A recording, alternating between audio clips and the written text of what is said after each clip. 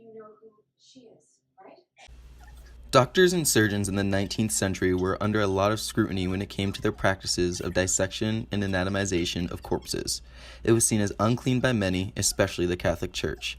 As it states in Genesis 3:19, "By the sweat of your face you shall eat bread, till you return to the ground, for out of it you were taken, for you are dust, and to dust you shall return." Dissection and anatomization was seen as unnatural and unchristian. Bodies were initially given to doctor schools for anatomization under the Murder Act of 1752, where on top of being hanged for the crime, they would be sentenced to dissection. This was seen as an additional punishment, for they would no longer be able to go to the afterlife if they were not buried. Additionally, under the Anatomy Act of 1832, surgeons could receive donated or unclaimed bodies to dissect. These surgeons and anatomists needed an ample supply of bodies in order to understand diseases and ailments that were problems within their society. The body supply was not keeping up with demand, and more diseases were arising, which currently had no cure. With legal means of acquiring corpses offering very little to the surgical schools, they were left with no choice but to hire body snatchers to retrieve bodies from graveyards. Even those critiquing these methods state that anatomy by dissection has historically been a key component in medical education and training. Additionally, the mere suggestion that the study of actual human material is anything less than essential for an understanding of how human structure is regarded is bordering on heresy.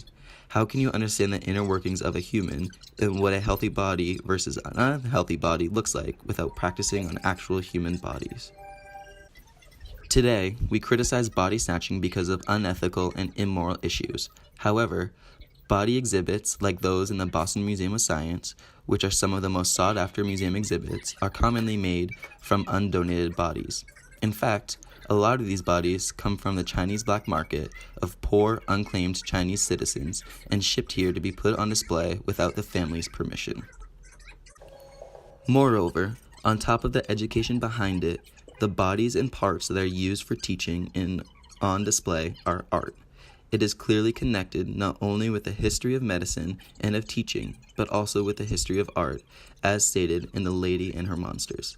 Additionally, art and medicine worked closely together towards redefining how the body was understood in a variety of ways.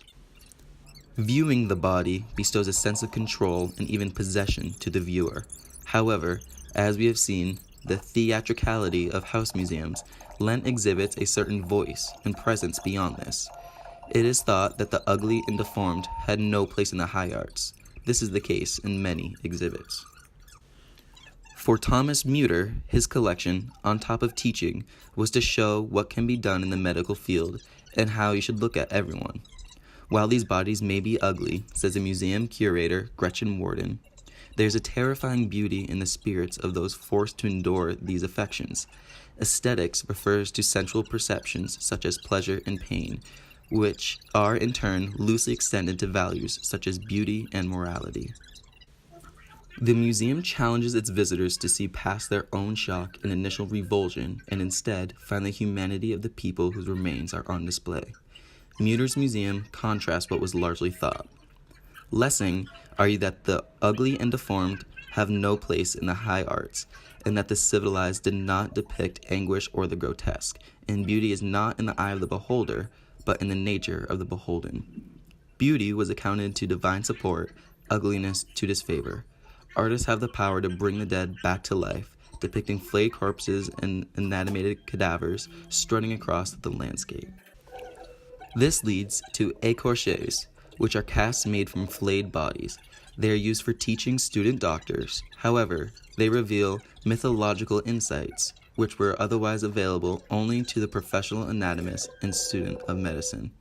Medical and archaeological displays of human remains bring us face to face with our morality and the relationship between life and self. Collections can also be used as a strategy for immortalization. How would the Catholic Church feel that God's children are being put on display instead of buried in the ground? They also have a grim history with displaying the dead. In order to be a saint, the body has to be exhumed and examined as part of the canonization process. They have to be incorrupt, meaning there was no preservation used, and the body has to be flexible. However, there are some cases where these saints were buried for a long time before canonization, like Blessed Imelda Lambertini, who died in 1333 but was not exhumed until 1826. That's almost 500 years later. This is a process that is ongoing as well. St. Pio died in 1968 and was exhumed only in 2008. Moreover, there are times that the whole saint's body was not incorrupt, so they took parts of it. St. Anthony of Padua only has a tongue that was not incorrupt, so it was detached from the rest of his body. St. Francis Xavier only has an incorrect arm. These bodies and body parts are put on display in respective churches around the world and can be viewed by anyone who wants to see.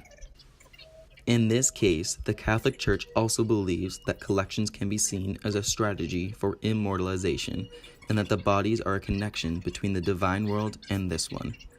As is said of Mutter, he has a kind and Christian heart, who devised the museum in hopes that people would find the humanity in the people and give more respect to them now than when they were alive.